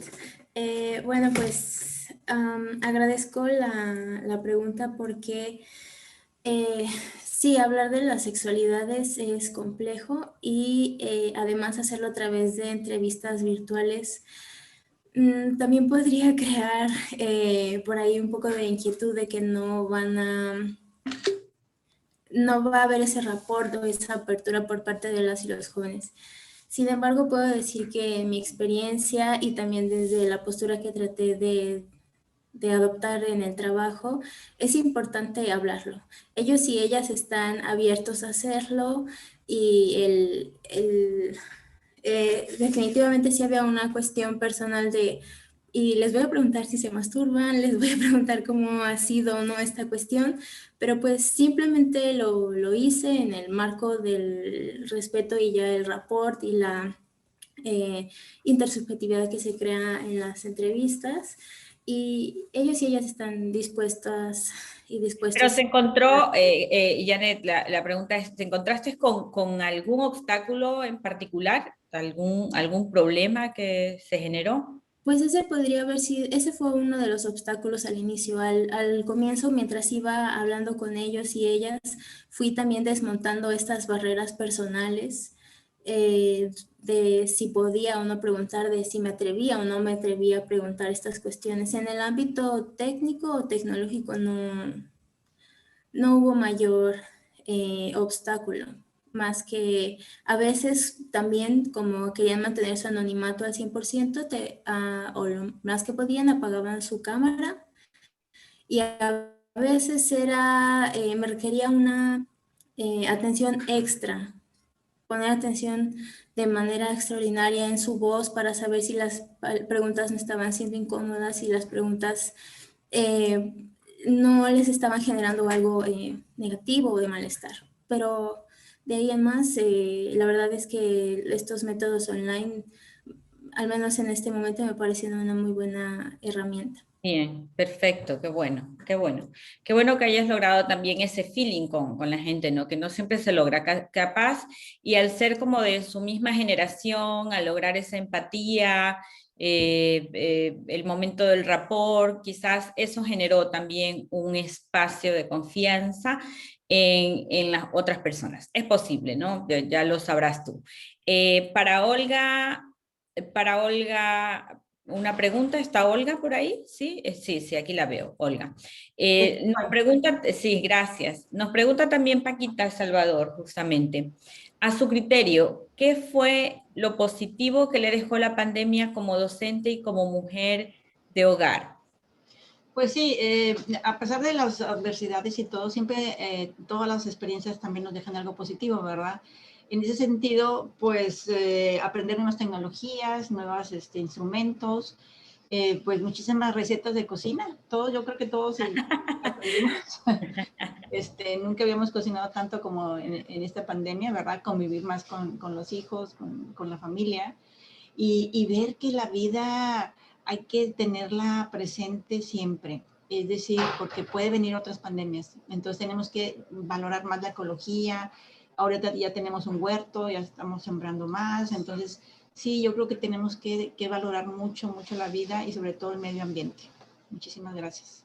Bien, qué bueno, Olga. Yo creo que sí, en eso nos identificamos. Aprendimos a cocinar todo lo que no habíamos cocinado en la vida, para bien o para mal. Muy bien, a cocinar y volver a cocinar, ¿no? Volver a experimentar. Muy bien. Tengo otra pregunta para Olga, de Virginia Caballero. Sí, Caballero. ¿Qué piensa del acceso de las mujeres a los lugares de toma de decisión en los momentos de crisis de pandemia? ¿Y cómo cree que eso afecta a su capacidad de incidencia en este contexto? Sí, le comentaba yo que las mujeres definitivamente tenemos que estar en los puestos de decisión tanto en la academia como en la política, como en la salud, en todo eso, para poder equilibrar esta visión de mujer, esta visión, sobre todo los que tenemos una visión feminista, para hacer políticas públicas y hacer más ciudadanía, más participación activa. Entonces, y que no nos vean como objetos sexuales, sino nos vean como sujetos sociales. Eso es lo más importante que tenemos que tener en cuenta y por eso las mujeres tenemos que participar y quitarnos el techo de cristal porque podemos hacerlo, al igual que los hombres. Así de simple. Muchas gracias. Perfecto, muchas gracias. Gracias a usted. Gracias, Olga. Para Nadia, ¿está Nadia aquí? ¿Sí? Sí. Gracias, Nadia. Tenemos una pregunta para usted. En base a la investigación efectuada, ¿puede señalar usted qué correctivos se tomaron y sugiere que deben hacerse para entender ese efecto psicológico observado en las mujeres? Sí, nosotros lo que hicimos, dado que trabajamos con los estados de Colima y Jalisco, Colima mayormente, lo que hicimos con los resultados fue entregarle un informe a la jefa de enfermeras estatal del estado de Colima con una serie de propuestas, dado que además de lo que les mostré en esta presentación, encontramos ciertos factores de riesgo asociados a mayores resultados. Los principales que encontramos fue que el enfermero o enfermera perciba una mayor carga de trabajo, que se sienta como una especie de sándwich entre mi familia y mi trabajo. Entonces lo que hicimos fue entregar una serie de propuestas que incluían que se considerara que se contratara personal suficiente para disminuir la carga en el personal de enfermería. Sugerimos también, por ejemplo, que se creen espacios como guarderías provisionales para que las mujeres enfermeras puedan llevar ahí a sus hijos y que entonces disminuya el miedo a contagiar a sus hijos, porque también dentro de lo que encontramos fue que tener más de 2 hijos se volvía un factor de riesgo. Entonces lo que hicimos fue como proponer una serie de estrategias para que la jefa de enfermeras lo considerara y pudiera aplicarlo para el personal de enfermería. No sé si eso responde a la pregunta. Pero solo me queda una duda, Nadia. ¿Las enfermeras podían llevar a sus hijos ¿dónde? A las clínicas, a los hospitales. No, lo que hicimos fue proponer que se creara un espacio provisional para que atendieran a los hijos de las enfermeras en lo que ellas estaban trabajando, para que disminuyeran el miedo a que cuando llegaran a su casa pudieran contagiarlos. Fue una propuesta que nosotros dimos dado los factores asociados que encontramos a un mayor impacto psicológico. Ok, perfecto. Gracias, muchas gracias, Nadia. Para Carla tenemos otra pregunta. Carla, sí, ya la veo a Carla.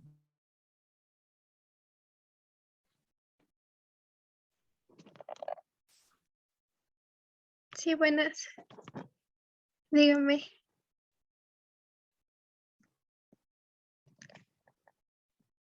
Disculpe, su micrófono está apagado. Doris, se te apagó el micrófono, parece. Sí, y ahora ya la veo.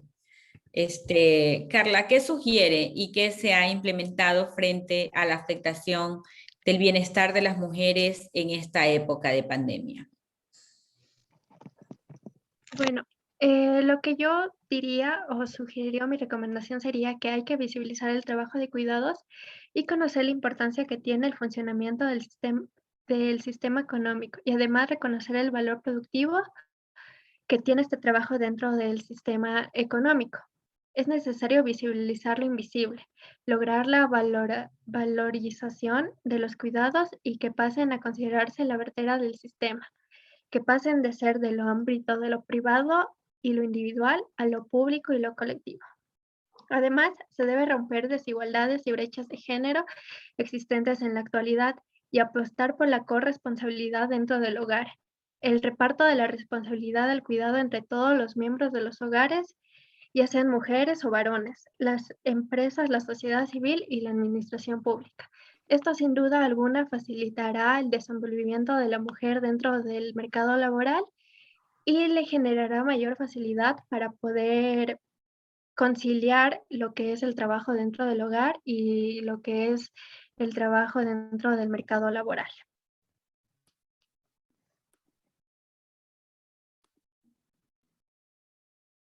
Perfecto.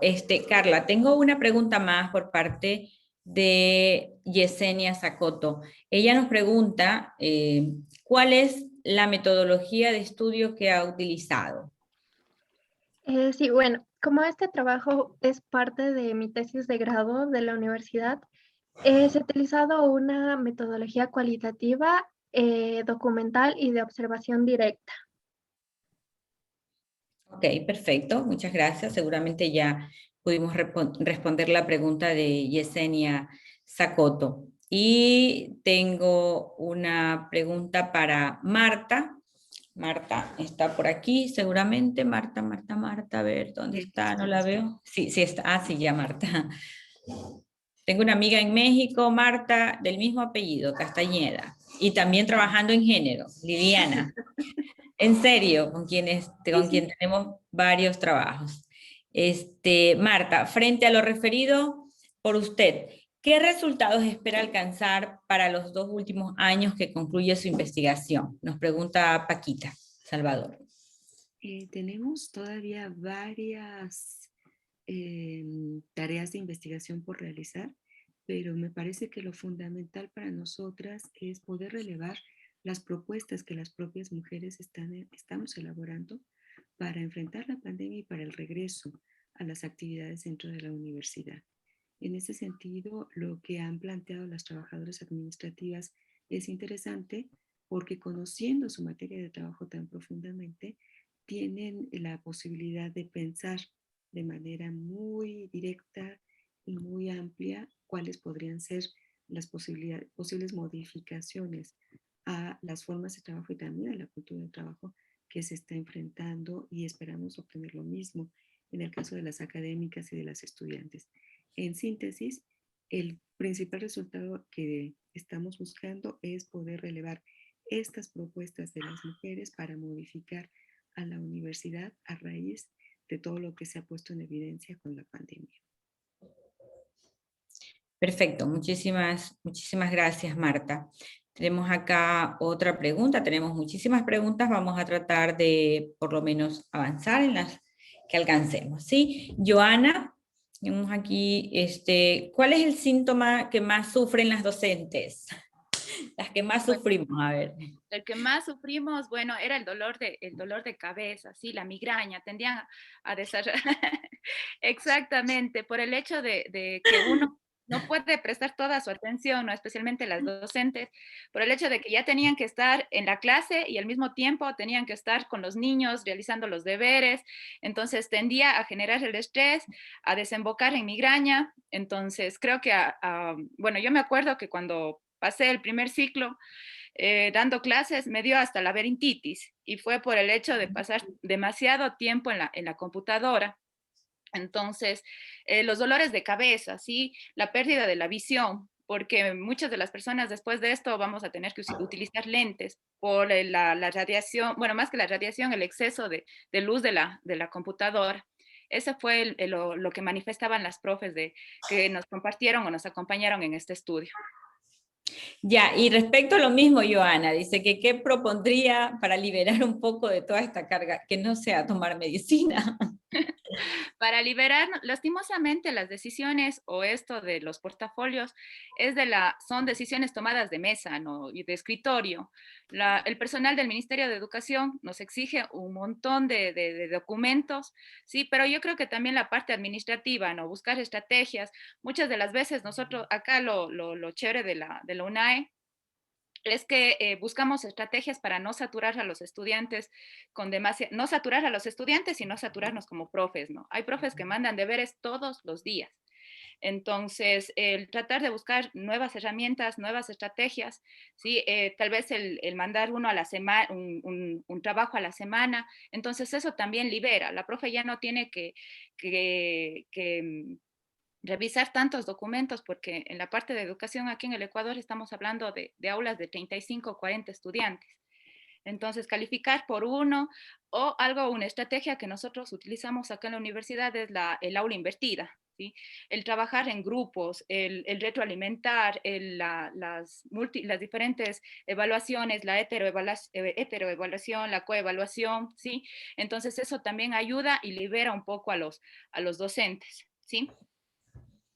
Sí, yo creo que la carga administrativa que tenemos en el sistema de educación superior en nuestro país, no sé si sucede lo mismo en los otros países, de acuerdo a lo que conozco también sucede mucho, eso nos sobrecarga y nos lleva a un colapso en este sistema que debería tenernos un poco más liberados, pero realmente la sobrecarga administrativa, esto de que tener que estar marcando de alguna manera, de tener que estar encendiendo la cámara, estar aquí, asistiendo a una reunión, enviando el informe, tantas cosas hacen que toda la parte del hogar que tenemos que estar cumpliendo, el rol del hogar, adicionalmente al factor académico, a la parte investigativa de los proyectos, de vinculación, de investigación, pues hacen una sobrecarga. Yo creo que adicionalmente, Joana, si me lo permites, y las compañeras también pueden tomar de la mano, yo creo que también debemos dedicar un poco de tiempo a nosotras, es decir, debemos hacer un espacio, si no a la semana, al mes, es decir, dedicar un tiempo para poder tomarnos un tiempo al mes, de poder ir al gabinete, de poder ir al spa, de poder tomarnos un espacio y diariamente tomarnos una hora para poder hacer un poco de ejercicio, para poder caminar, para poder ir quienes tengan la playa, al bosque, en la vía, aunque sea ir, caminar, hacer yoga, hacer ejercicio, eso ayuda también. Yo creo que eso puede liberar un poco la carga de trabajo que tenemos y hacer el espacio, o sea, parar y hacer la pausa activa que necesitamos, porque caso contrario nadie nos va a levantar y a llevar, tenemos nosotras mismas que hacerlo, por el bienestar y porque es nuestro cuerpo y es nuestra vida. Bien, tenemos aquí también otra pregunta para Joana, ya estamos con el tiempo. En base a su investigación, ¿qué sugiere usted de acuerdo a los resultados obtenidos para mejorar o erradicar lo observado? Creo que ya básicamente hemos estado hablando por allí. ¿Y es pertinente volver a lo presencial con la existencia de las nuevas, déjame ver aquí, a las nuevas cepas del COVID-19, Joana? Bueno, en lo personal, y según lo que comentamos con las profes, no es pertinente, ya que con los estudiantes están que se abrazan, los estudiantes están que todo el tiempo, ¿no? Como yo hablo de a mí mi línea es de la parte de educación inicial, ¿no? Entonces, los pequeñitos, no es que ellos cada momento, a pesar de que tomaron el hábito de estar con el alcohol y todo, ellos están más propensos para ser transmisores, ¿no? Entonces, aquí en el Ecuador se está dando, especialmente en la provincia del Oro, si no estoy mal, la nueva cepa. Entonces, no es conveniente que se regrese a clases porque, primero, por la integridad de los estudiantes, ¿sí? Esperar un poco más. Yo sé que ya se están dando las vacunas, en la universidad al menos, ya la mayoría de estudiantes en la mayoría de las universidades están siendo vacunados. Sin embargo, no porque estén vacunados o porque estemos vacunados significa que ya pasó lo más peligroso, sino esperar a ver cómo evoluciona, creería yo, más que nada tanto por los profes como por los estudiantes. Así es, en efecto, yo creo que estamos avanzando bastante acá en Manabí, donde yo estoy.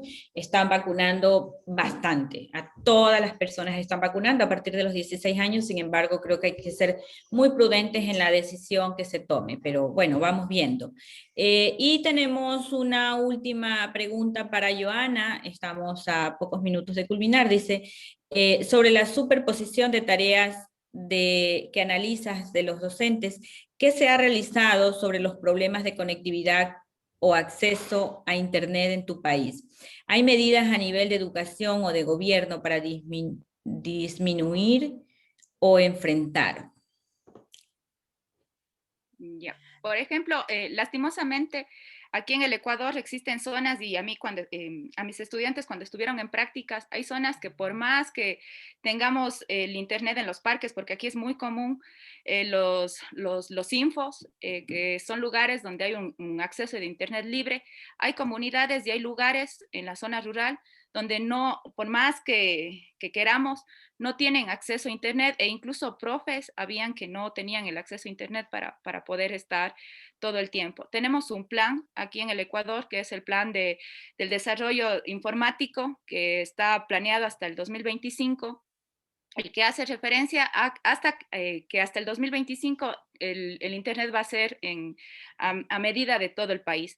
Lastimosamente, en este espacio habían profes, me tocó trabajar el semestre anterior, que ellas tenían que llevar los documentos, como los niños no tenían acceso a internet, tenían que llevar los documentos cada 15 días o cada mes para que los pequeños no se queden con ese vacío. Entonces, también era una sobrecarga para los profes, la docente que lo hacía de muy buena manera, sin embargo, también estaba un poquito, bueno, no cansada, sino era también más trabajo para ella, pero ella lo hacía con mucho gusto. Le tocaba viajar 2 horas y media del Sixi, que es una parroquia aquí, para adentro, para poder llegar a los niños y que ellos no se queden sin este tipo de... Y de ahí creo que pasada aquí en el Ecuador, pasada las 2 de la tarde, los sistemas de internet colapsaban. Por más buen internet que tengamos, teníamos problemas en la conexión. Entonces, eso fue una realidad, no sé si, yo creería que fue a nivel mundial. Entonces, por más internet que tengamos, por más buenas antenas o que vivamos cerca, siempre había una limitante para esto. Yo tenía que conectarme de los datos, tenía que conectarme de la red de mi hermano, porque pasaban estas situaciones aquí en el Ecuador. Así es. Bueno, hemos llegado con el tiempo exacto a la parte final de esta mesa de trabajo en este Congreso Internacional. Justamente durante estos 3 días estamos muy contentos en el Congreso Iberoamericano de Ciencia, Tecnología y Género, en esta mesa de trabajo sobre COVID, una mirada desde el género. Muchísimas gracias a todos quienes han estado participando. Hemos tenido sala llena, ha sido una de las salas de mayor afluencia, hemos pasado de más de 120 participantes.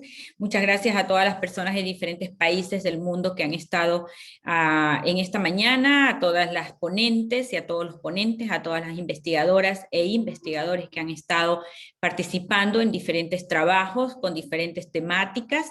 Creo que es importante que al finalizar esta jornada entendamos que las problemáticas y la situación que hemos estado atravesando durante esta pandemia son similares, con características diferenciadoras con las realidades y culturas que podamos tener en cada uno de nuestros países y en nuestras universidades o en nuestro mundo académico. Sin embargo, lo que nos diferencia son el nombre de nuestros países y las culturas que podamos tener, porque yo siempre digo que somos ciudadanos del mundo y que lo único que nos divide son las fronteras, porque todos somos iguales.